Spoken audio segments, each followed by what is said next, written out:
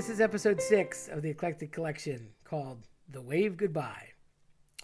When I was in college, a good friend of mine and I spent hours together, primarily swapping homework. She's all about math and I'm all about words, so naturally I wrote her papers and she did my math. One of the most familiar settings was her basement. It had an old TV set in a gigantic wooden frame, a huge comfy couch, and it was super cold AC in the summer and was nice and toasty warm in the winter. Since we were both super nerds and took courses summer, winter, spring, and fall, we were there a lot. The basement had nooks everywhere. Service area, a spare fridge, lots of little cubbies, just tons of random extra furniture.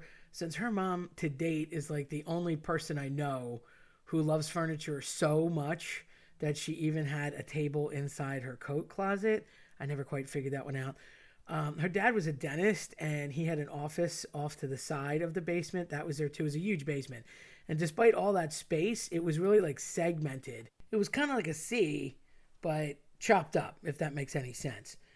And it just always felt a bit creepy to me. It was dimly lit with beat old red carpet, and the awesome couch that I loved so much was lime green, pretty hideous. And adjacent to the most used area was a really dark corner that we just didn't go into. It gave off a scary vibe, and I wanted no part of it. If she went upstairs to get a drink or a book, I hated being alone down there. To make matters worse, her dad, who had a crazy sense of humor, had a Charlie McCarthy doll. It should be noted that I hate dolls of all kinds. I am an equal opportunity doll hater. As much as I love horror movies and the whole genre and spooky things, I detest, loathe, despise, abhor anything to do with dolls. Chucky was not my jam, okay? Let's just say that. This thing was terrible because it was a ventriloquist doll, which had shifty eyes and the mouth that opened. And I always thought that it was going to come alive and just kill us or get me whenever my friend had gone and left me down there alone. It was terrifying. And if you looked a certain way or leaned a certain way on the couch, you could see it just enough around the corner in the already mega creepy spot sitting on a table. Of course, I'd look away only to try and concentrate on my writing or my Tetris game, whatever I was doing that night. But attempting to ignore it, it was like I completely felt continually compelled to look at it to make sure that it was still in the same spot, see what it was up to, and I was just waiting for it to move. One night, we had finished a ton of work and retreated upstairs to make some more, I guess it was iced tea at the time, which that was our staple, and this was one of those things where my friend constantly cut hers half with water because I'm addicted to the sugar in it. So we argue about that constantly, but I'm in it for ultimate sweetness. She would cut hers with water. Here nor there. I digress.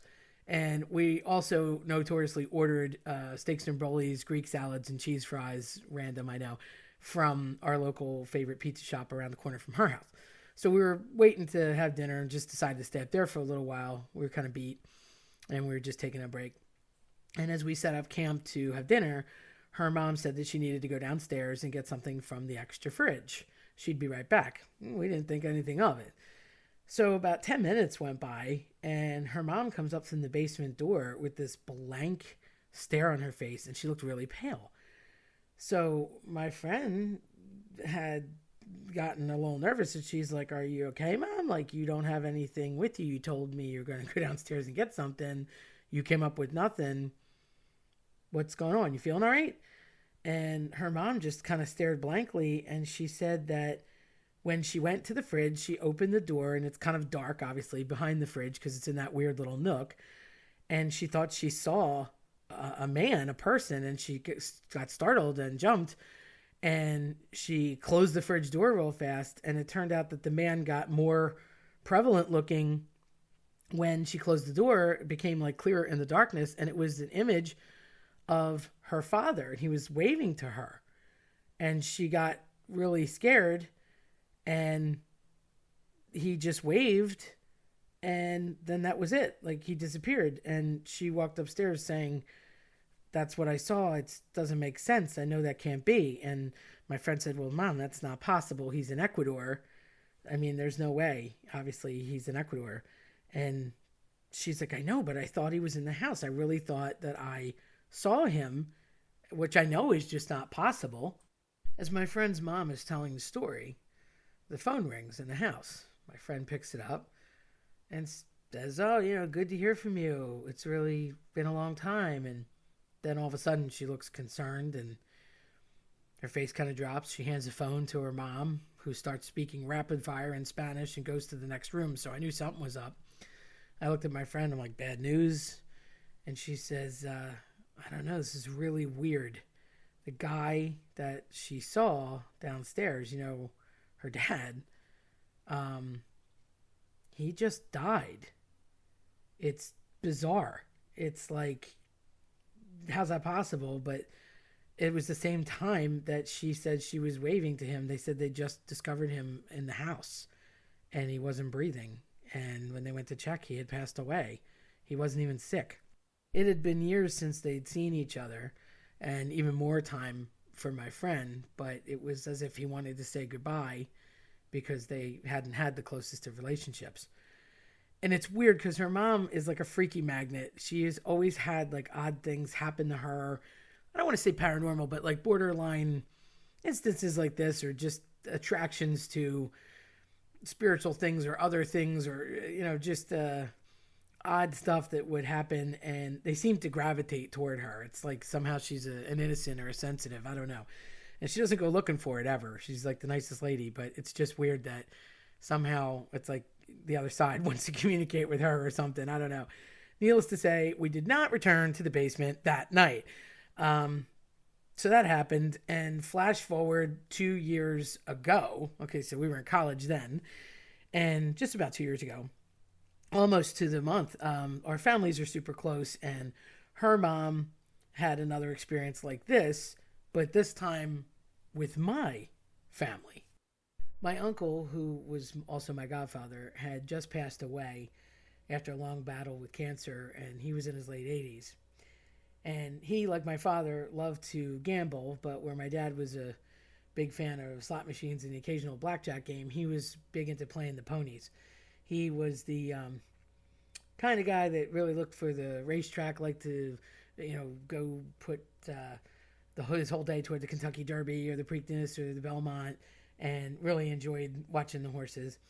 And as he passed away in November, and it was about 2 months later that my friend's mom, well, I guess it was a few months after that, since I don't even know when these things happen. I think it's the spring. But my friend's mom was asleep in her room, and she had the TV on. It's all good mommies like my own fall asleep with the TV on. And she woke up at whatever o'clock in the morning, and she's kind of groggy. And at that moment, the TV happened to have the results of the Kentucky Derby. And as her mom is rubbing her eyes and kind of sort of waking up, but thinking about going back to bed, she just glanced across the room and sees my godfather sitting on her bureau, legs crossed.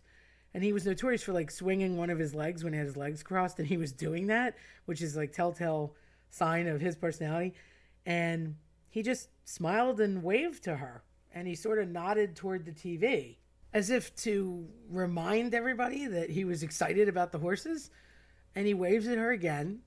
She starts to get a little nervous, closes her eyes, and pulls the covers over her head and like hides under the covers, too weirded out. And when she opened her eyes again and peeked, he was gone.